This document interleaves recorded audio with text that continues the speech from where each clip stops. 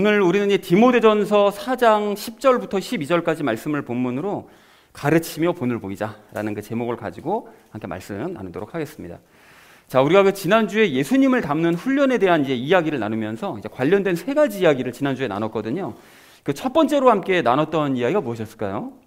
참된 가르침을 확인하자. 네, 그렇습니다. 그 참된 사역자는 그 믿음의 말씀들에 도달해야 된다. 그리고 또 선한 교리의 말씀들에 도달해야 된다. 이 얘기를 우리가 나눴었죠. 그 디모데가 그 두 가지에 도달을 했다라고 얘기를 하면서 우리도 그 두 가지의 결론에 도달을 해야 되는데 결국 감독처럼 되어야 될 우리도 역시 이 말씀을 읽으면서 이 두 가지 결론, 이 도달을 해야만 이것이 참된 가르침에 도달을 하는 것이다 라는 얘기를 첫 번째로 함께 나눴습니다. 자, 그런가 하면 두 번째로 나눴던 이야기가 무엇이었을까요? 거짓 가르침을.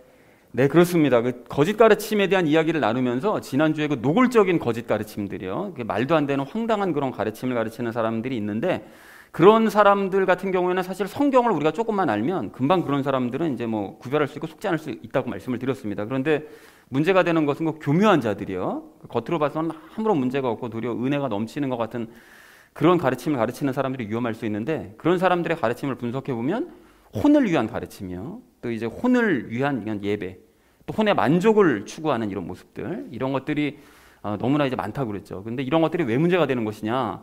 성경 말씀을 비교를 해보면 성경 말씀은 영을 움직여서 사람을 그 영으로 말미암아 사람들의 육신과 혼을 움직이라는 그런 가르침을 가르치고 있는데 이런 사람들은 모두가 다 생각과 감정과 의지에 기반해서 예배드리고 행동하고 생각하고 말하고 한다. 이게 문제가 된다라는 것에 증명을 했죠. 자, 그래서 삶도 그 사람들이 당연히 변화가 되질 않습니다. 뭐 생각 가지고 변화가 되는 게 아니잖아요. 감정 가지고 변화되는 게 아니니까요. 그래서 참된 그리스도인은 말씀이 깨달아지는 영의 예배를 사모하게 되어져 있다라는 얘기를 우리가 나눴고요. 그래서 삶에서도 그런 우리 그 연합하신 예수님을 늘 인식하면서 그 예수님의 믿음을 가지고 살아가기 때문에 그런 사람들은 변화가 될 수밖에 없다라는 얘기를 두 번째로 함께 나눴습니다. 자, 그런가 하면 세 번째로 우리 나눴던 얘기가 무엇이었을까요? 네, 그렇습니다. 그래서 우리가 그 지난주에도 뭐 진짜 가르침이 뭐냐, 가짜 가르침이 뭐냐, 이걸 또 그 지난 시간 말고도 다른 뭐 예배 시간에도 계속 뭐 진짜 가르침, 가짜 가르침 이런 걸 왜 자꾸 구별하는가 하면요, 결국은 최종적인 목적은 예수님을 닮는 것입니다. 왜 그런 가짜 가르침 안에 거하고 가짜 가르침을 자꾸 마음속에 품고 있어서는 그걸 버리지 못하고서는 절대 예수님을 닮을 수가 없으니까요. 그래서 구별을 해야 되는 것이고, 또 우리가 디모데가 도달했던 그 예수님의 믿음, 또 그 선한 교리, 즉 연합의 교리, 거기에 우리가 도달해야 되는 이유도 결국 예수님을 닮기 위함인 것이고, 예수님과 대화를 하는 이유도, 하려는 이유도 예수님을 닮기 위함인 것이고, 우리가 참된 예배를 드리는 이유도 결국 예수님을 닮기 위한 것인 거죠. 그래서 우리가 이런 모든 이 목적을 이루기 위해서 영의 구원부터 받아야 된다라는 얘기를 마지막 세 번째로 나눴습니다. 자, 그래서 사랑하는 우리 나눔 있는 교회 성도님들 모두는 참된 가르침과 거짓된 가르침을 분별하는 능력을 기르시되 우리의 최종적인 목표는 예수님을 닮기라는 이 사실을 잊지 마시기 바랍니다. 그리고 이 최종 목표를 위해서 모든 일을 함께 행해가는 저 여러분 되어지시기를 다시 한번 주님의 이름으로 간절히 축원을 드립니다. 지난주는 우리가 예수님을 닮는 훈련에 대해서 이제 말씀을 나눴다면 이번 주는 가르치고 본을 보이는 삶에 대해서 말씀을 하고 있습니다. 그러니까 예수님을 닮는 훈련을 가르치고 그에 대한 본을 보이는 이런 삶에 대해서 얘기를 하고 있습니다. 자, 그래서 전체 주제를 이렇게 잡았는데요. 가르치면서 본을 보이자라는 주제로 각절 말씀 나누도록 하겠습니다. 먼저 10절 말씀 우리 함께 읽도록 하겠습니다. 이런 까닭에 우리가 수고하고 치욕을 당하나니 이는 우리가 살아계신 하나님을 신뢰하기 때문이라. 그분은 모든 사람의 구원자시요 특히 믿는 자들의 구원자시니라 라고 말씀하고 있습니다. 여기 이제 이런 까닭에라고 말씀을 하고 있는데 그럼 무슨 까닭을 얘기하고 있는 것이냐? 이게 지난주 8절 말씀을 이야기하고 있거든요. 이게 지난주 8절이 무슨 것이었는가 하면 하나님의 성품을 담는 훈련을 하면 모든 일에 다 유익하고 현재와 다가올 생명의 약속이 보장된다.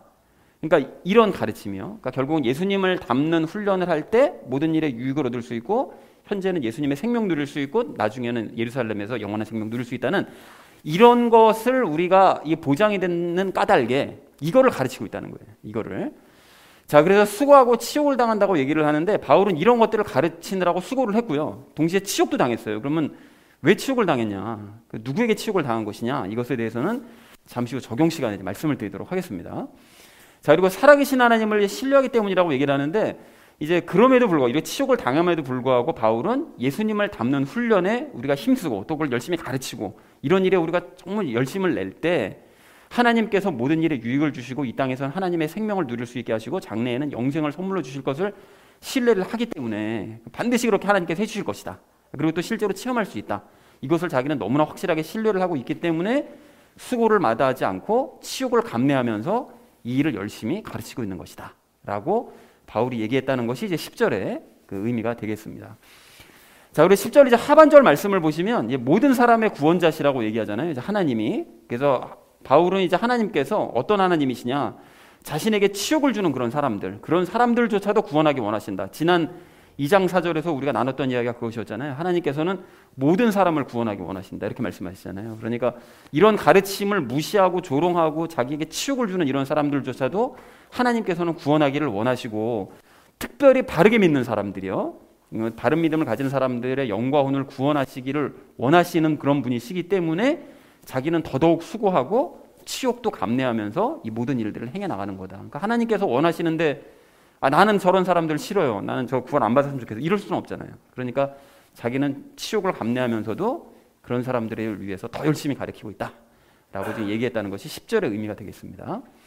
자, 근데 10절을 정리하자면 이렇게 정리할 수 있겠는데요. 예수님을 닮는 훈련을 가르치느라고 지난 8절 말씀이요. 그걸 가르치느라 우리는 수고하고 치욕을 당하고 있지만 하나님을 신뢰하기 때문에 그리고 그 모든 수고를 감내하고 있다. 그리고 하나님은 모든 사람을 구원하기 원하시고 특히 바르게 믿는 사람들을 더 구원하기를 원하시는 분이시기 때문에 난 더더욱 수고를 감내하고 치욕을 감내하고 있다 라고 얘기했다는 것이 10절의 의미가 되겠습니다. 자, 이어진 11절 말씀 우리 함께 읽도록 하겠습니다. 이것들을 명령하고 가르치라 라고 얘기하는데요. 이것들이라고 되어 있는 걸 보니까 복수죠. 여러 가지를 얘기하는데 두 가지를 얘기하고 있습니다. 그러니까 이것들이라는 것은 방금 말씀드렸던 것처럼 예수님의 성품을 담는 훈련을 명령을 해야 된다. 사람들에게 명령하고 너희가 이거를 닮아야 된다라고 명령을 해줘야 되고 또 가르치는 건 뭘 가르치느냐? 방금 앞에서 얘기했던 거예요. 하나님께서는 모든 사람들을 구원하기 원하시고 바르게 믿는 사람들을 구원하신다는 바로 이 사실을 가르쳐야 된다는 거예요. 그러니까 너희가 예수님 닮는 훈련을 열심히 해라. 그리고 하나님은 이렇게 모든 사람이 구원받기를 원하시니까 너희도 구원 안에 들어가야 된다라는 것을 가르치라는 것이죠. 자, 그래서 11절의 의미를 이렇게 정리할 수 있겠는데요. 너는 예수님을 닮는 훈련을 하라고 명령하고 하나님의 구원에 대해서 가르쳐라 라고 얘기했다는 것이 11절의 의미가 되겠습니다. 자, 마지막 12절 말씀 우리 함께 읽도록 하겠습니다. 아무도 내 연소함을 업신여기지 못하게 하고 오직 너는 말과 행실과 사랑과 영과 믿음과 순결에서 믿는 자들의 본이 되라 라고 말씀하고 있습니다. 그 바울이 이 디모데에게 너의 연소함을 업신여기지 못하게 해라 라고 얘기를 했는데요. 이건 이제 예수님의 성품을 닮으라고 디모데가 이제 명령하고 가르칠 거잖아요. 이제 바울의 명령에 따라서 가르치는데 사람들이 업신여길 수 있다는 거예요. 왜냐하면 나이가 어렸으니까 디모데가. 그래서 이제 바울이 이런 말을 한 이유는 디모데가 젊은 사역자이기 때문에 그렇습니다. 그래서 추정을 하기를 학자들이 한 30대였을 것이다라고 추정을 해요. 디모데가. 그러니까 좀 어리잖아요. 그러니까 그런 사람이 뭘 안다고 이렇게 가르치면 저게 뭘 안다고 저게 뭘 이게 가르칠까? 이렇게 이제 업신여길 수 있기 때문에 그렇게 되지 못하도록 이 밑에 있는 하반절 말씀처럼 네가 먼저 본이 되어야 된다는 거예요. 사람들에게. 그리고 이 바울이 이런 얘기를 특별히 할 수 있었던 것은 비록 육신의 나이는 연소하지만 영과 혼은 성숙할 수 있거든요. 그러니까 그 사람이 나이가 많다고 그래가지고 영과 혼이 성숙하는 건 아니기 때문에 육신의 나이가 연소해도 영과 혼이 성숙할 수 있으므로 그 성숙함을 보여주면 사람들이 나이가 어리다고 하더라도 육신의 나이가 어리다 할지라도 업신여기지 못할 거다. 그러니까 이제 이 얘기를 할 수 있었던 거죠. 그래서 너는 이 하반절에 있는 이 모습을 더욱 드러내기 위해서 힘써야 된다. 본이 되기 위해 힘써야 된다라고 얘기를 하는데요. 그 말과 행실과 사랑과 영과 믿음과 순결. 그럼 왜 하필이면 그 많은 그 본을 보여줄 수 있을 만한 것들 중에 왜 말과 행실과 사랑과 영과 믿음과 순결 하필이면 이걸 얘기했냐? 이게 왜 이걸 얘기했을까 의미가 있는데요. 이거에 대해서는 잠시 후에 적용 시간에 말씀을 드리도록 그렇게 하겠습니다. 자, 그래서 12절 전체 의미를 이렇게 정리할 수 있겠는데요. 아무도 너의 연소함을 업신여기지 못하게 하기 위해서 너는 말과 행실과 사랑과 영과 믿음과 순결에서 믿는 자들에게 본을 보이도록 하여라 라고 얘기했다는 것이 12절의 의미가 되겠습니다. 자, 그래서 오늘 말씀을 이렇게 정리해 볼 수가 있겠는데요. 예수님을 닮으라는 그런 가르침 때문에 우리는 수고하고 치욕도 당하고 있지만 하나님을 신뢰하기 때문에 그 모든 수고를 감내를 하고 있다. 하나님은 모든 자를 구원하기 원하시고 특히 바르게 믿는 자들을 구원하시기 때문에 나는 더욱 수고를 감내하고 있는데 너는 이것들을 명령하고 가르쳐라. 예수님 닮는 것을 명령하고 그리고 하나님이 이런 분이라는 걸 가르쳐야 된다. 그런데 그렇게 가르칠 때 사람들이 너의 이제 연소함을 업신여길 수 있는데 그렇게 업신여기지 못하도록 여러 가지 면에서 아까 전에 말씀드렸던 그런 믿는 자들에게 이제 본이 되어야 된다는 것이 이제 오늘의 의미가 되겠습니다. 자, 그래서 오늘 우리는 이 적용 시간에 오늘도 이제 세 가지 이야기 나눌 건데요. 첫 번째는 수고와 치욕을 감내하는 것에 대해서 이야기 나누고요. 우리 두 번째는 명령하고 가르치는 것에 대해서 이야기를 나누고 마지막에는 성숙하고 본을 보이는 삶에 대해서 함께 말씀을 나누도록 하겠습니다. 자, 그래서 오늘 이야기의 결론이요. 가르치면서 본을 보이자라는 이 말씀을 이제 주제로 나머지 이야기는 삶에 적용하면서 함께 말씀 나누도록 하겠습니다. 가르치면서 본을 보여야 될 우리가 오늘 이제 첫 번째로 함께 나눌 이야기는 수고와 치욕을 감내하자는 것입니다. 여러분 그 오늘 10절 말씀을 좀 다시 보십시오. 오늘 그 디모데전서 4장 10절 말씀을 다시 보시면 바울은 이런 까닭에 내가 수고하고 치욕을 당한다. 이제 이렇게 얘기를 해요. 근데 무엇 때문에 이런 일을 당한다고 그랬었죠? 앞에 그 8절 말씀이요. 그러니까 예수님의 성품을 담는 훈련을 하는 것이 모든 일에 유익하고 또 이 땅과 또 내세에서 우리가 생명이 보장된다라는 이런 가르침을 가르치기 위해서 바울은 수고를 했고 그것 때문에 치욕을 당했다. 이렇게 얘기를 하고 있더라는 거예요. 그러면 누구에게 왜 치욕을 당한 거냐라고 생각해 볼 수가 있는데 바울이가 앞에서 왜 4장을 시작하면서 얘기했던 것이 그 유대교인하고 영지주의자들 얘기했던 거 기억나시죠? 근데 그런 사람들이 이제 이런 바울의 복음을 듣게 되면 이제 뭐가 문제였는가 하면 유대교인들은 바울이 예수님을 닮을 수 있다 얘기하잖아요. 하나님의 성품을 닮을 수 있다 얘기하면 그 자체가 이단적인 거예요. 아니 어떻게 인간이 하나님을 닮을 수가 있냐? 어떻게 이렇게 하나님을 신성 모독을 할 수가 있냐? 이런 식으로 나오는 거죠. 그러니까 이제 바울을 핍박했기 때문에 바울이 치욕을 당했던 것이었고요. 영지주의자들 같은 경우는 어떤 특징 갖고 있다고 그랬죠? 육신을 아주 더럽게 생각하고 영만이 거룩하다라고 생각했는데 아니 더러운 인간이 육신을 가진 인간이 예수님을 닮는다니 이 육신이 어떻게 그 예수님의 거룩한 모습이 나타날 수가 있냐? 이 말도 안 되는 얘기하고 있다 이게. 그래가지고 바울을 모욕을 했기 때문에 그래서 바울이 치욕을 당한 것입니다. 그럼에도 불구하고 그걸 가르치는 수고를 계속 한 거예요. 그런데 여러분 이제 이런 모습이 사실은 이제 지금도 마찬가지인데요. 지금도 이제 유대교인들처럼 노력해서 이 거룩한 삶을 살려가는 사람들이 있잖아요. 그 예수님의 그 거룩함을 내 노력으로 이룰 수 있다. 이런 사람들이 있는데 그런 사람들에게 오직 믿음으로만 예수님의 그 거룩한 모습을 닮을 수 있다고 이제 얘기를 하잖아요. 그럼 그런 사람들은 황당하게 생각한다고요. 아니 믿음으로 뭐 어떻게 하라고? 이런 식으로 나오는 거예요. 그래서 이제 조롱하죠. 그리고 또 영지주의자들 같은 거 이단들이요. 그 특정 교리를 알아야 된다. 막 이렇게 이제 주장하는 그런 이단들도 예수님을 닮는 삶 같은 거는 쓸데없는 가르침이라고 조롱해요. 그래서 여러분 한번 생각해 보십시오. 여기 뭐 이름난 유명한 이단들 많잖아요. 그런 이단들 중에 예수님을 닮기 위해서 거룩한 모습을 드러내기 위해서 훈련하는 그런 이단들이 있는 것 같으세요? 없는 것 같으세요? 하나도 없다니까요. 하나도 없어요. 그들 전부 다 자기네 그 교주가 가리키는 교리만 알면은 구원받는다고 생각하지 뭐 거룩한 모습을 드러내 이런 거 없습니다. 그 사람들에게. 그러니까 그런 모습을 조롱하는 거예요. 자, 그리고 지난주에 우리가 또 나눴었던 그 이 땅에서의 유익만 추구하는 이런 사람들도 예수님을 닮는 그런 삶은 자기 삶에 아무 유익이 되지 않잖아요. 그러니까 그런 사람 이제 무시하는 거죠. 그런 가르침을. 그리고 또 혼의 만족을 위해서 예배를 드리는 사람들이요. 그 교묘한 가르침을 가르치는 그런 사람들도 예수님을 닮는 그런 삶은 자기 혼을 만족시켜주는 게 아니에요. 도리어 고통스럽게 만들지. 그러니까 그런 삶은 신경도 쓰지 않습니다. 거부하는 거예요. 그런 가르침을. 자, 그런데 우리가 분명하게 아셔야 될 것은 성경에서는 오늘 8절에서 분명하게 말씀하시는 것처럼 지난 8절에서 말씀하시는 것처럼 예수님을 닮는 훈련을 하는 것이 모든 일에 다 유익하고 그렇게 그 훈련에 열심을 낼 때 내가 현재는 예수님과 함께 살면서 그분의 생명을 누릴 수 있고 장래에는 그런 사람들이 새 예루살렘에 들어가서 영생을 누릴 수 있다라고 아주 분명하게 약속을 하시고 말씀을 하시더라는 거예요. 그러니까 이게 너무나 중요한 얘기라는 거죠. 그래서 바울도 오늘 10절에서 그것 때문에 내가 수고를 하는 거고 내가 이 수치와 치욕을 감당하면서도 내가 이걸 가르치고 있는 거다. 이렇게 말씀을 하고 있는데 이 시대 대부분의 사람들은 이 중요한 훈련을 완전히 무시할 뿐만이 아니라 그런 가르침을 조롱하기까지 하는 야, 그까짓 게 모르게 중요한 거냐. 전혀 중요한 가르침이 아닌데 이렇게 생각한다는 거예요. 그래서 이런 사람들 이제 모두가 이렇게 무시하는 사람들 모두가 뭔가 항상 이렇게 뭔가 자극적이고 또 이제 혼이 충분히 이해할 수 있고 또 그리고 혼이 막 느낄 수 있는 막 그런 가르침들을 원하거든요. 그래서 이런 사람들이 이제 특히 주목하는 게 무엇인가 하면 기적이에요, 기적. 여러분, 이 기적은 뭐 굳이 설명하지 않더라도 명쾌하게 이해할 수 있잖아요. 기적이 나타났으니까, 눈에 보이니까. 그리고 감정을 자극하기에 너무 충분해요. 그러니까 막 흥분하는 거죠, 사람들이. 그리고 내 개인적으로도 유익이 있어요. 뭔가 내가 아팠는데 병이 갑자기 났어. 그러면은 그게 나에게 유익되는 거 아닙니까? 그러니까 이 사람들이 전부 다 기적에 주목한다는 거예요. 그래서 그런 의미에서 이 많은 가르침들 중에 우리가 오늘 이 기적에 잠깐 초점을 맞춰서 생각을 해봤으면 좋겠는데요. 이 기적은 유대교인들, 영주주의자들, 이단들, 뭐 노골적으로 거짓을 가리키는 자들, 교묘한 게 거짓을 가리키는 자들, 심지어 불신자들까지 모두가 가리지 않고 다 좋아합니다. 기적은. 그래서 여러분 불신자들도 기적 보여주면 믿겠다고 그러잖아요. 여러분 그게 왜 그렇습니까?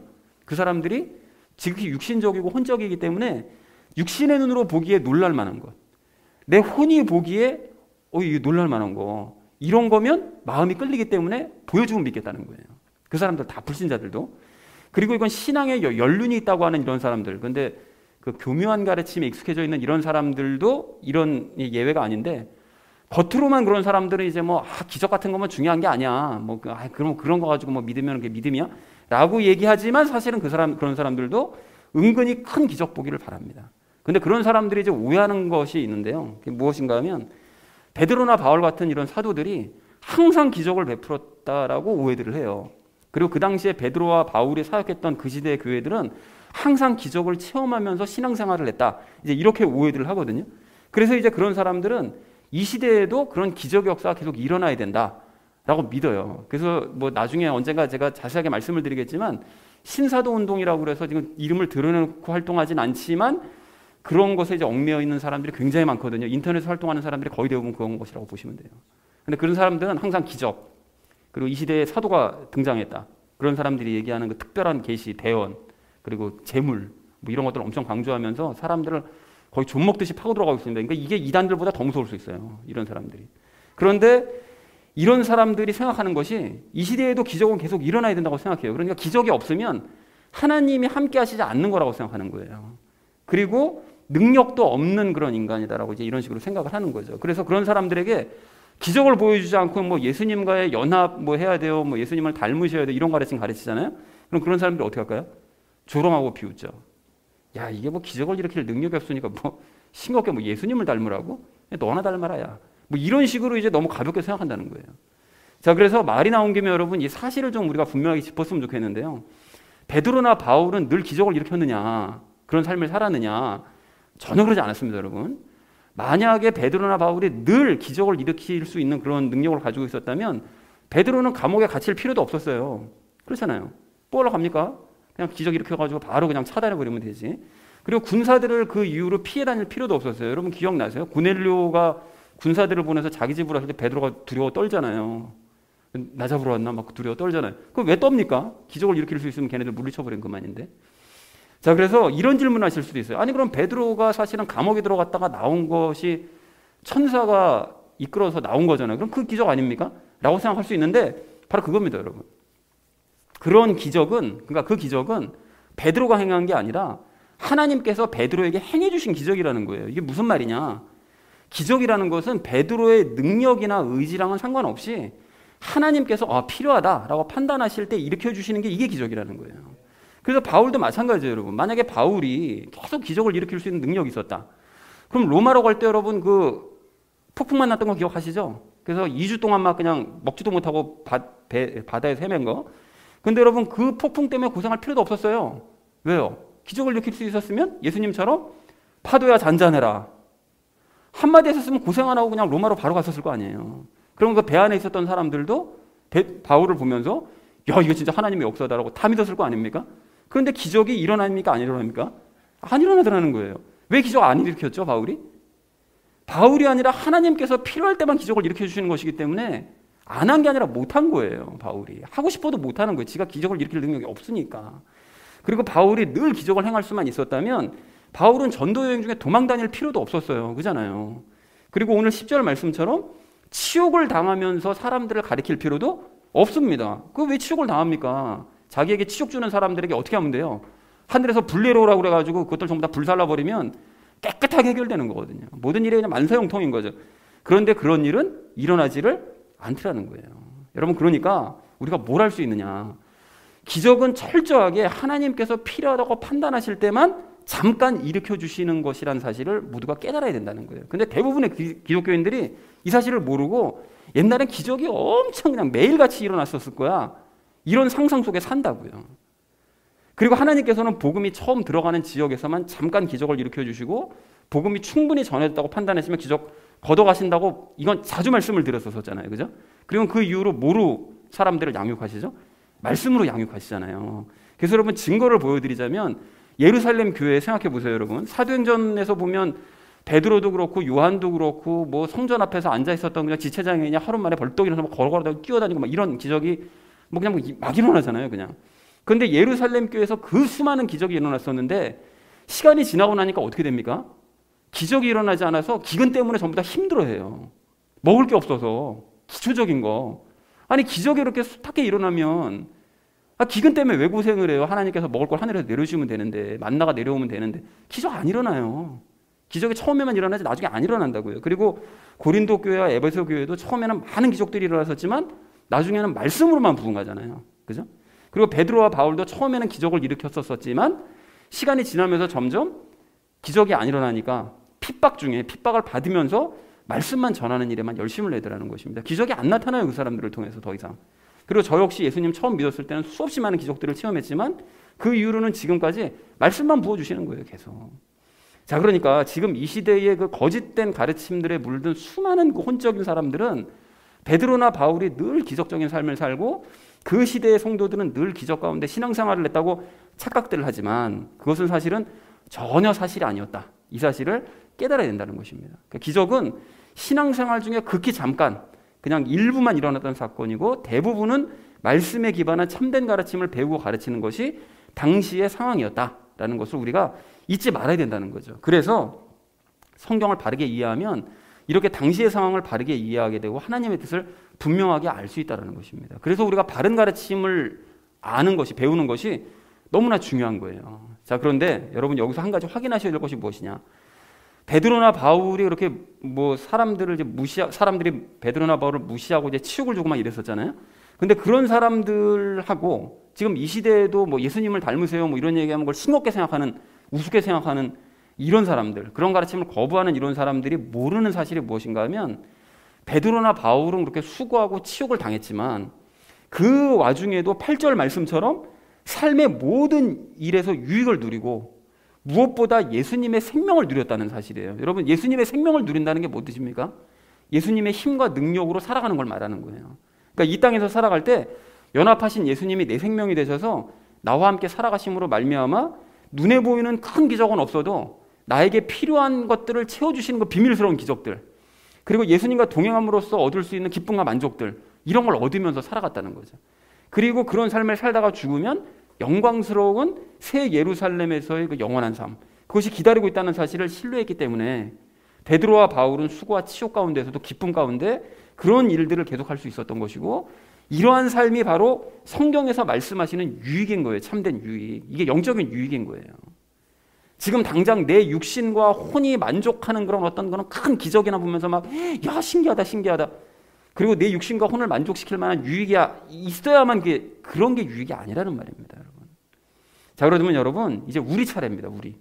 여러분, 우리도 연합하신 예수님과 함께 살면서 오직 예수님을 닮는 훈련을 해나갈 때, 그 일에 전념할 때 예수님께서 모든 나의 일에 유익을 주시고 예수님께서 나에게 필요한 비밀스러운 기적들을 베풀어 주실 것을 여러분 믿으십니까? 믿으셔야 된다는 거예요. 또한 예수님과 함께 동행하면서 영적인 기쁨과 만족을 얻을 수 있다는 사실을 여러분 믿으세요? 그리고 최종적으로는 영생을 나에게 새 예루살렘에서의 영생을 주실 것이다라는 사실을 여러분 믿으십니까? 믿으시는 줄로 믿습니다, 여러분. 그래서 이러한 삶을 여러분 사시면서 전하실 때 때로는 치욕을 당하더라도 그까짓 게 무슨 가르침이냐고. 야, 기적이나만 보여보라고 너 이제 믿는 자면. 이런 치욕을 우리가 당하더라도 우리는 이러한 삶을 절대 포기하지 말고 더욱더 이 삶에 훈련을 더 해야 될 줄 그렇게 믿습니다. 사랑하는 우리 나눔 있는 교회 성도님들 모두는 남들이 조롱하고 우습게 여기는 이 가르침을 전하기 위해서 수고하시기 바랍니다.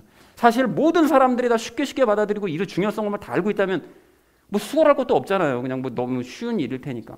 그래서 이게 수고를 하는 건데, 그러니까 예수님 닮는 훈련이 가장 중요하다는 사실을 깨닫고 여러분 전하실 때 때로는 치욕을 당하더라도 바울처럼 그것을 감내하면서 끝까지 살아내고 전하는 저와 여러분 되어지시기를 주님의 이름으로 간절히 축원을 드립니다. 가르치며 본을 보여야 될 우리가 오늘 두 번째로 함께 나눌 이야기는 명령하고 가르치자는 것입니다. 여러분 오늘 11절 말씀을 좀 보십시오. 11절 말씀 보시면 바울은 이것들을 명령하고 가르치라고 말을 합니다. 그런데 이것들이 뭐였냐? 아까 뭐라고 그랬죠? 하나님은 모든 사람들을 다 구원하기 원하시고 특별히 이제 믿는 자들을 이제 더 구원하신다. 이 말씀하고 이것과 또 예수님을 닮는 삶을 훈련해야 된다. 이제 이것을 얘기했다고 그랬습니다. 그러니까 이것들을 가르치고 명령해야 된다는 것이죠. 자, 그런데 이 중에서 우리가 예수님을 닮는 훈련, 그것에 대해서 이제 가르치고 명령하는 것에 집중하기 원하는데요. 그러니까 방금도 예수님을 닮는 것에 이제 중요하다고 말씀을 드렸으니까요. 그래서 예수님을 닮는 것은 여러분 기본적으로 제가 평상시에 뭐라고 말씀드렸는가 하면 예수님을 닮는 것은 구체적으로 이런 모습이 나타나야 된다. 뭡니까 그게? 성령님의 9가지 열매들, 그게 나타날 때 이게 예수님을 닮는 거다. 그리고 이게 혼의 구원을 이루는 것이다. 이 말씀을 자주 드렸는데 오늘 12절 하반절 말씀을 보시면 성령님의 9가지 열매를 맺는 일에 추가해서 좀 더 자세한 것들을 말씀을 하고 계세요.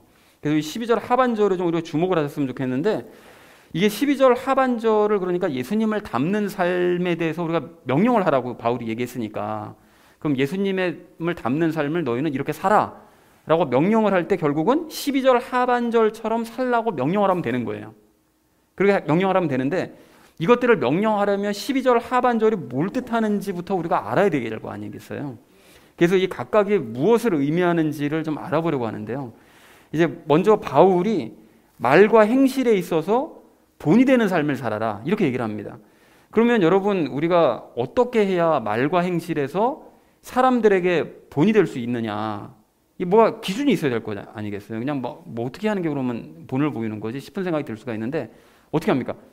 그죠? 말씀에 기반을 하는데 말하게 하심을 따라서 말하고 행하게 하심을 따라 행하면 돼요. 그죠? 그러니까 즉 우리 안에 계신 성령님께서 시키시는 대로 말하고 행동을 하면 그러면 그 모습이 바로 예수님께서 이 땅에서 보이셨던 모습이잖아요. 그죠? 그리고 그런 삶이 곧 예수님께서 행하셨던 모습을 그대로 따라가는 거니까 그게 예수님을 닮는 모습이라고요. 그러니까 말과 행실에 있어서 결국은 말하게 하심을 따라 행하게 하심을 따라 행할 때 결국 예수님을 닮을 수 있는 그런 본을 보이는 모습이 된다.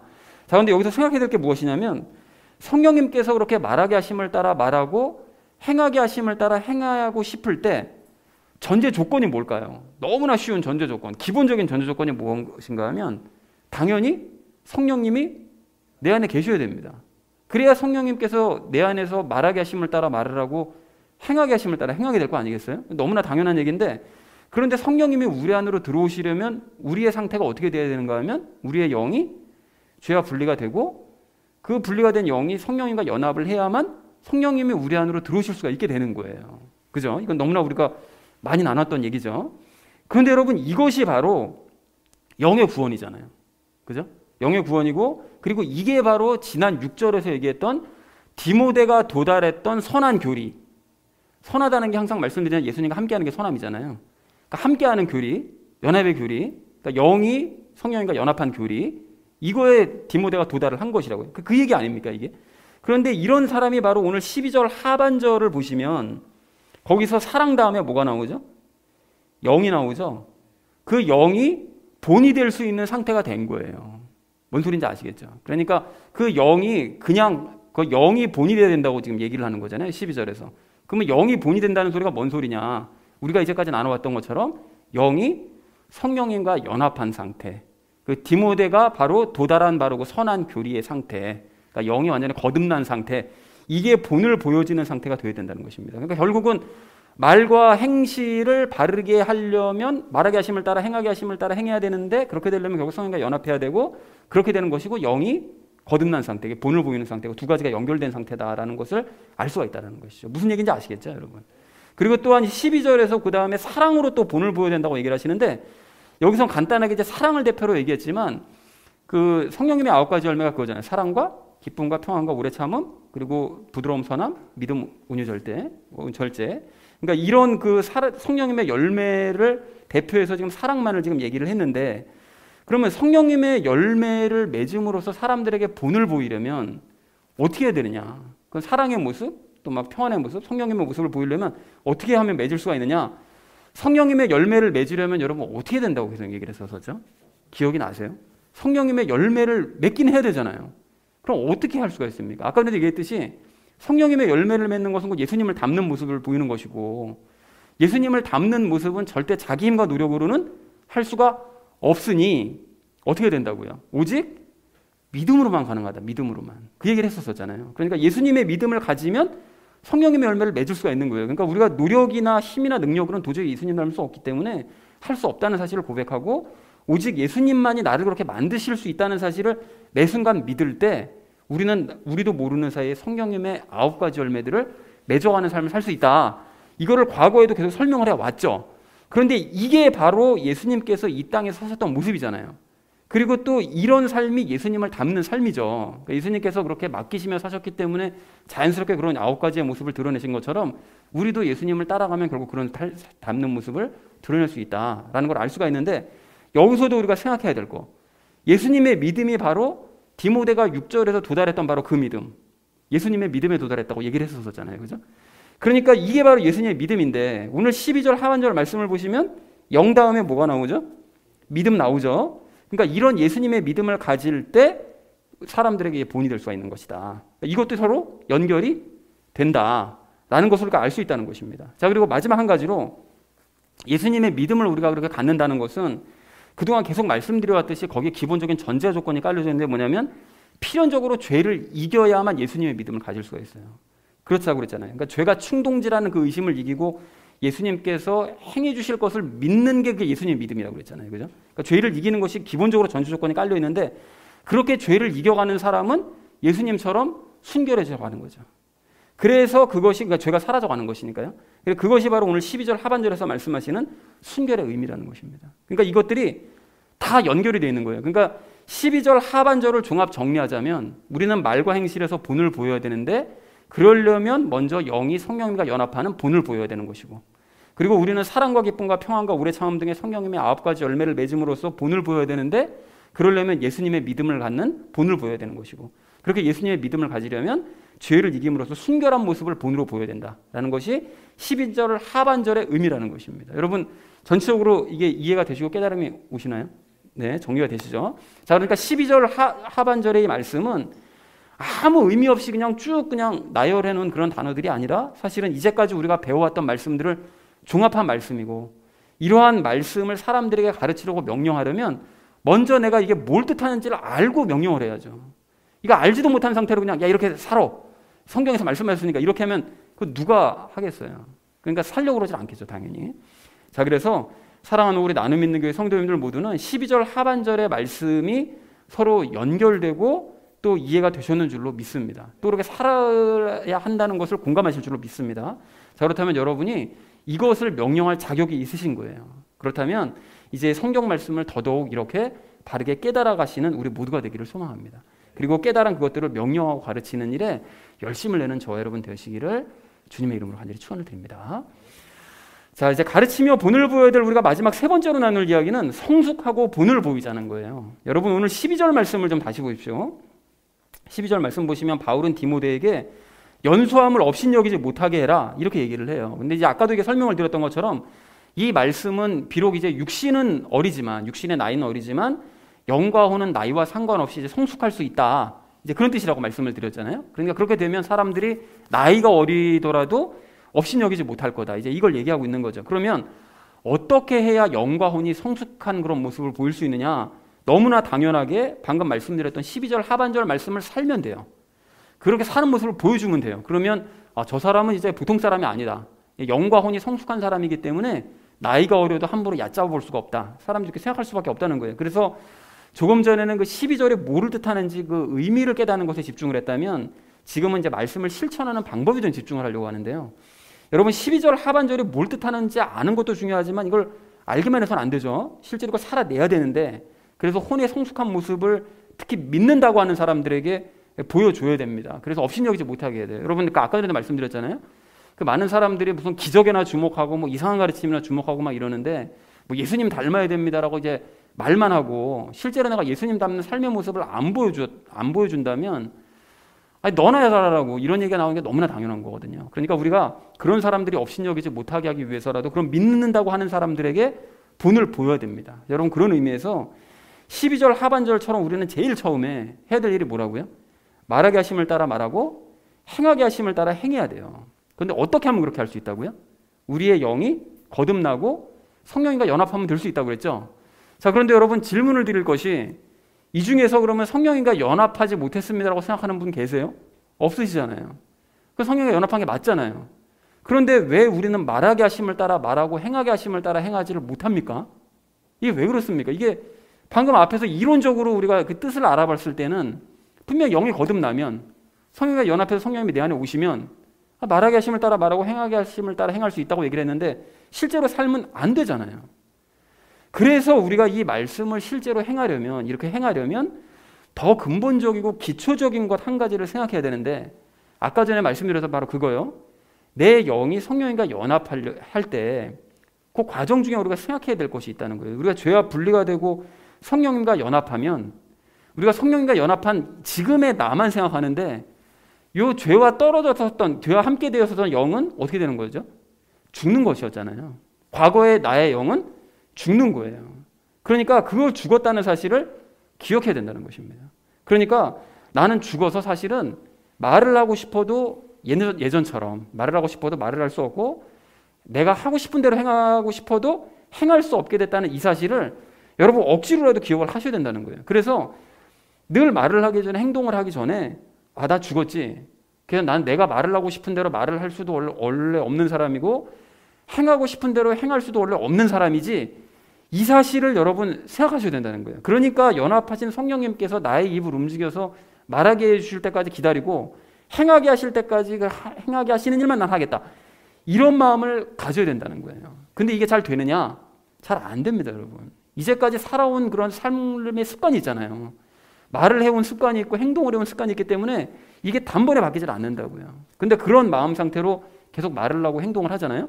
그걸 의식하는 상태로 말을 하고 행동을 하다 보면 처음에는 이게 내가 말을 하는 건지 성령님께서 시키는 거를 말하는 건지 내가 하고 싶은 대로 하는 건지 아니면 성령님께서 시키시는 대로 행동을 한 건지 헷갈리는데 계속해서 입과 내 행동을 통제받으려고 자꾸 의식하면서 성령님을 의식하면서 행동을 하고 말을 하다 보면 통제를 받다 보면 무엇이 내가 하는 말과 행동이고 무엇이 시키시는 말과 행동인지가 서서히 구분이 되어간다는 것입니다. 그리고 우리는 이것을 평생토록 배우면서 훈련해야 돼요. 평생토록. 여러분 이게 쉽게 안 돼요. 그래서 지난 7절 8절 말씀 보시면 뭐라고 얘기하시죠? 2번이나 강조하시잖아요. 이런 삶을 훈련해라 말씀하시잖아요. 훈련해라 라고 말씀하시잖아요. 그리고 그런 자세로 훈련하는 사람은 점차 예수님을 닮는 말과 행동을 하게 될 줄로 그렇게 믿습니다. 자, 그리고 12절 하반절을 보시면 또 그 다음에 사랑에 대해서 얘기를 하시잖아요. 근데 사랑은 성령님의 열매를 대표해서 이제 한 가지만 적어놨는데 성령님의 열매를 맺으려면 예수님의 믿음을 가져야 된다고 그랬는데 예수님의 믿음을 가지려면 뭐와 싸워야 된다고요? 죄와 싸워야 된다고 얘기를 했었잖아요. 죄와 앞에서 얘기를 나눴는데 이 죄가 여러분 정말로 강력해요. 여러분 그런 경험 있으시죠? 성경 보실 때 어떤 막 믿음, 그러니까 다윗 같은 경우에 막 골리앗 쓰러뜨릴 때 그 믿음을 가지고 막 달려 나가잖아요. 그런 모습 보면 막 나도 할 수 있을 것 같잖아요. 막 믿음이 갑자기 확 생긴다고요. 성경을 볼 때. 근데 몇 초만 지나면 어떻게 됩니까? 성경 딱 덮고 몇 초 지나면 어떻게 되죠? 그 믿음이 한순간에 사라져버리게 만드는 게 죄예요. 이게 죄의 능력이라고요, 여러분. 그리고 방금 나눴던 것처럼 내가 죽었다는 사실을 기억해야지. 그리고 내가 말하고 행동하려고 할 때마다 그걸 인식해야지 할 때 너 죽은 거 맞아? 그 생각 자체도 잊어버리게 만드는 거. 이게 바로 죄의 능력이에요. 그래서 일을 망쳐버린다고요. 그리고 반드시 지금 믿음을 가져야 되는 이런 상황이 있잖아요. 우리 살다 보면. 꼭 믿어야 돼. 이런 상황인데 예수님을 의심하게 만들어서 일을 망쳐버리는 것도 죄예요. 이 죄가 이제 만만히 볼 상대가 아닙니다, 여러분. 그렇기 때문에 우리는 이런 죄와 싸우되 정말 치열하게 싸워야 되는데 어쩌면 평생토록 싸워야 될지도 몰라요, 여러분. 평생토록 싸워야 될 겁니다, 아마. 지난주에 그 사모님이 코로나 확진 판정 받았잖아요. 사실 이제 그 사모님이 지지난주 월요일서부터 상태가 좋지 않았거든요. 그래서 이제 월요일에 병원 가서 그 신속항원 검사를 받았는데 그때 음성 나왔습니다. 그래가지고 이제 마음 놓고 함께 이제 밥 먹고 그냥 뭐 같이 잠도 자고 그냥 편하게 그냥 같이 생활을 한 거예요. 근데 수요일이 되니까 상황이 굉장히 안 좋아지더라고요. 그래서 수모임 하신 분들은 아시겠지만 그때 막 목소리 막 갈라지고 막 이상했잖아요. 근데 목요일에는 더 안 좋은 거예요, 상태가. 그래가지고 병원 가서 다시 검사를 했는데 가서 검사를 해보니까 코로나 양성 반응이 나오더라고요. 그제서. 그러니까 저는 사모님이 상태가 제일 안 좋았을 때 아무것도 모르는 채 그냥 생활을 같이 해보려고 된 거예요. 저도 모르게. 그러니까 당연히 코로나에 걸렸을 거다. 이제 그렇게 생각을 해가지고 그 지지난주 목요일에 그 선별진료소로 아예 그냥 가가지고 PCR 검사를 그냥 받아버렸습니다. 확실하게 하려고. 그래서 받았는데 다음날 문자가 왔어요. 음성으로 나온 거예요. 그러니까 8절 말씀처럼 예수님의 생명을 체험한 거죠.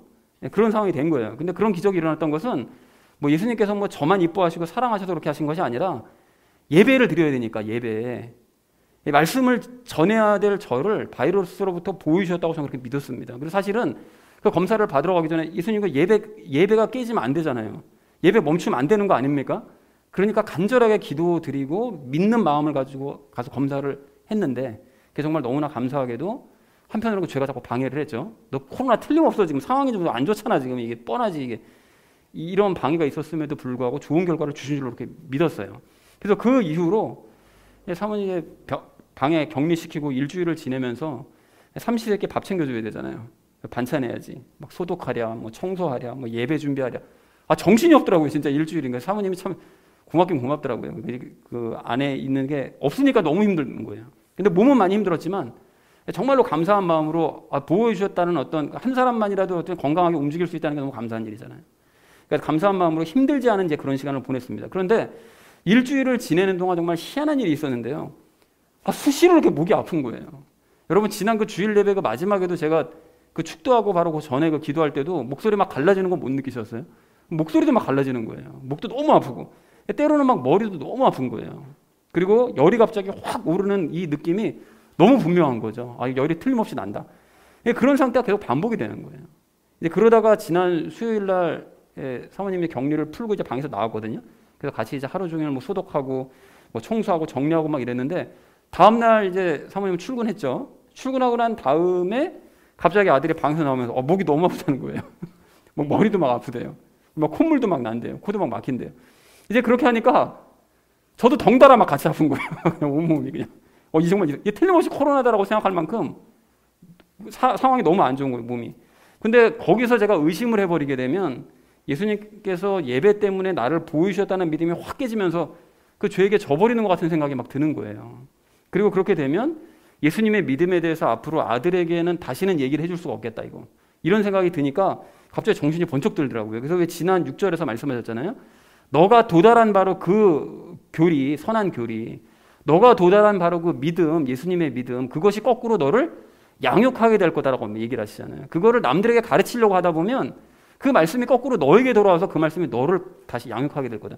이 말씀이 저에게 적용이 된 거예요. 그래서 내가 이렇게 생각하면 안 되겠다, 이거.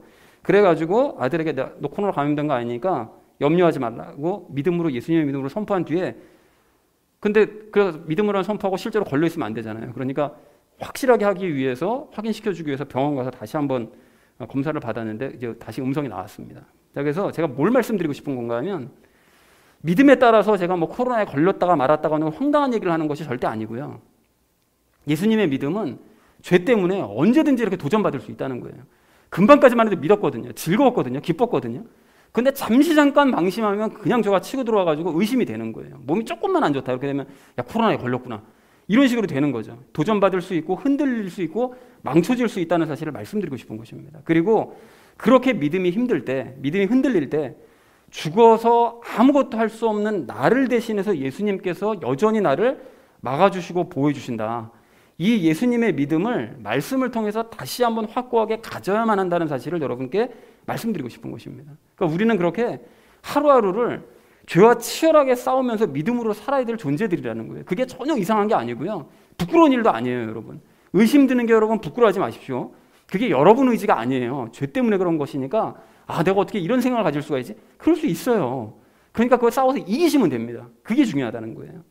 그리고 그렇게 죄와 싸워 이기는 체험이 계속 될 때마다 우리는 12절처럼 사랑을 비롯한 성령님의 열매도 점차 맺어가게 되는 것이고 점차 순결하게 되어져 갈 줄로 그렇게 믿습니다. 자, 그런데 여러분, 이런 삶이 쉬우냐? 당연히 쉽지 않아요. 피곤하잖아요. 벌써 얘기만 들어봐도 피곤하잖아요, 이게. 그리고 또 우리가 세상 일도 해야 되는데 세상 일 하면서 뭐 그런 것까지 다 신경 쓰면서 무슨 뭐 이 순간순간마다 믿음을 가져야 되고 좀 편하게 살면 안 되니? 이 생각만 해도 이게 피곤해지는데 여러분, 그런데요, 이것이 그리스도인의 삶이에요. 이게 예수님 믿는 이게 삶이라고요. 이런 삶이 우리의 본업입니다, 여러분. 그리고 다시 10절로 돌아가서 생각을 해보면 그래서 이런 삶이 수고로운 거예요. 바울이 괜히 수고했습니까? 할 일 없어가지고 이런 거 가르치고 여러분, 이게 수고로운 삶이 너무나 당연한 거예요. 더더군다나 그렇게 우리가 수고를 하잖아요. 남들 모르게. 수고를 함에도 불구하고 사람들에게, 특히 믿는다는 사람들에게 조롱당하고 비웃음까지 받으면서 우리가 치유까지 당할 수 있는 거거든요. 야, 뭐 얼마나 잘났길래 너희 교회는. 아니, 뭐 얼마나 잘났길래 뭘 믿는데? 이런 치유까지 우리가 당할 수 있는 거예요. 그래서 여러분, 아닌 게 아니라 조금 전에 그런 저의 경험을 사람들에게 얘기를 하잖아요. 사람들은 비웃습니다. 그게 뭔 기적이냐고요. 야, 코로나 환자랑 같이 뒹굴든 사람들도 음성받은 사람들 태도 숱하게 많아, 숱하게. 그까짓 게 무슨 기적이니? 그게 무슨 뭐 예수님의 믿음이야? 조롱하는 눈빛을 보낸다는 거예요. 하지만 우리는 그런 사람들에게 인정받고 그런 사람들에게 좋은 말을 듣기 위해서 살아가는 사람들이 아니라 그런 치욕의 상황 중에도 예수님께 인정받고 예수님께 칭찬 듣기 위해서 우리가 사는 것이고, 특히 8절의 그 유익 때문에요. 즉 예수님과 나만이 하는 그런 기적의 삶이요, 예수님과 나만이 하는 그 생명의 삶 때문에 살아가는 것인 줄로 그렇게 믿습니다. 그리고 우리가 더더욱 기뻐할 수 있는 것은 이러한 삶을 살아간 우리에게 결국 예수님께서 장차 영생을 주실 것을 믿기 때문입니다. 그래서 사랑하는 우리 나눔 믿는 교회 성도님들 모두는 혼을 성숙하게 하는 그 본을 사람들에게 보여주시기 바랍니다. 그리고 그 일을 실제로 이루시기 위해서 늘 죽었다는 사실을 인식하면서 말하고 행동하시고 죄와 늘 싸워서 승리하심으로써 성령님의 열매를 맺어가시기 바랍니다. 그렇게 본업에 충실한 삶을 사셔서 성숙한 모습을, 혼이 성숙한 모습을 사람들에게 본으로 보여주시는 저와 여러분 되어주시기를 주님의 이름으로 간절히 축원을 드립니다. 가르치며 본을 보이자라는 것을 이제 주제로 세 가지 이야기 나눴는데요. 처음에 우리 나눈 이야기가 수고와 치욕을 감내하자라는 이야기를 나눴죠. 대부분의 사람들은 예수님을 이거하는 훈련을 하찮게 여기면서 조롱을 해요. 뭐라고 그랬죠? 예수님을 닮는 훈련을 하찮게 여기면서 조롱합니다. 사람들은 그거 중요하게 생각하지 않습니다. 그 사람들은 지극히 육신적이고 혼적이기 때문에 이런 가르침을 이해하지 못해요. 어떤 가르침이요? 육신적이지 않고 혼적이지 않고 어떤 가르침이요? 영적인 그런 가르침을 전혀 이해하지를 못합니다. 그것이 제일 중요하다는 사실을 공감을 하지를 못하는 거예요. 그게 중요하다는 사실을.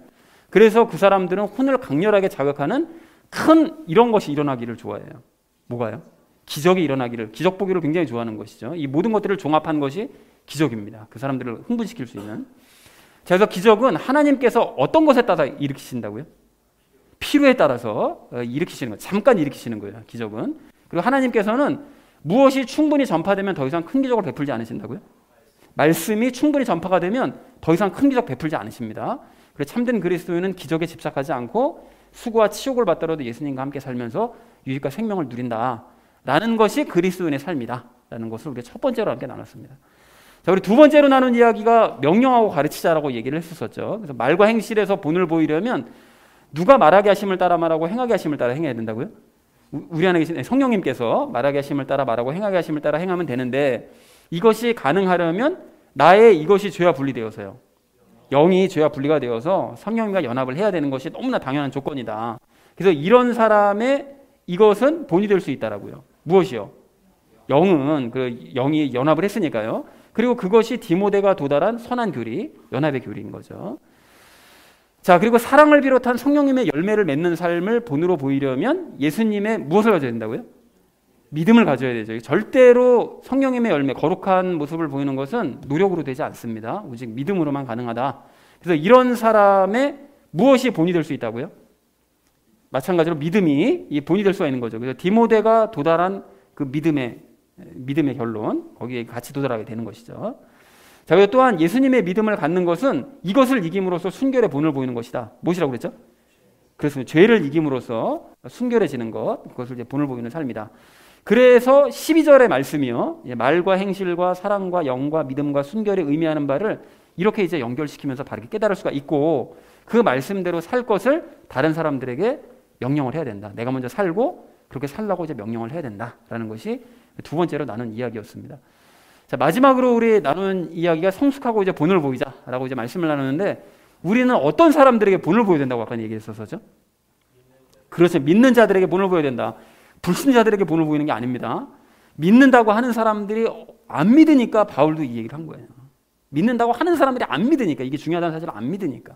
그래서 그런 사람들에게 본을 보여야 되는데, 실제로 말하게 하심을 따라 말하고 행하게 하심을 따라 행하려면 자신이 어떻다는 사실을 인정하고요, 죽었다는 사실을 인정을 하고, 과거에 자신이 죽었다는 사실을 인정하고 지속적으로 통제받는 훈련을 해야 되는 거죠. 내 입과 내 행동을, 몸을 통제받는 삶을 자꾸 의식하면서 훈련을 하셔야 됩니다. 그렇게 될 때 우리가 말하게 하심을 따라 말하고 행하게 하심을 따라 행할 수 있고, 사랑을 비롯한 성령님의 열매를 맺으려면 예수님의 믿음을 가져야 되는데, 예수님의 믿음을 잃지 않으려면 이것과 싸워 이기는 훈련을 해야 된다. 죄와 싸워서 이기는 훈련을 지속해야만 한다. 이렇게 수고하면서 본을 보이는 삶이 그리스도인의 삶인 것이고, 우리의 무엇이라고요? 부업이 아닌 본업이다. 그러니까 이렇게 살아가는 것이 어쩌면 우리에게 맡겨진 그런 운명이자 숙명 같은 일입니다. 그러니까 이것을 절대 놓지 말자라는 얘기를 우리 나눴습니다. 그래서 사랑하는 우리 나눔 있는 교회 성도님들 모두는 수고와 치욕을 감내하면서 예수님을 닮는 삶을 여러분 실천하시기 바랍니다. 그 삶을 위해서 성경에서 말씀하신 바가 무엇인지를 바르게 깨달으시고요, 오늘 12절 말씀 같은 것들이요, 그리고 그 삶을 훈련으로 이루어내면서 본을 보이시는 저와 여러분 되어지시기를 주님의 이름으로 간절히 축원을 드립니다.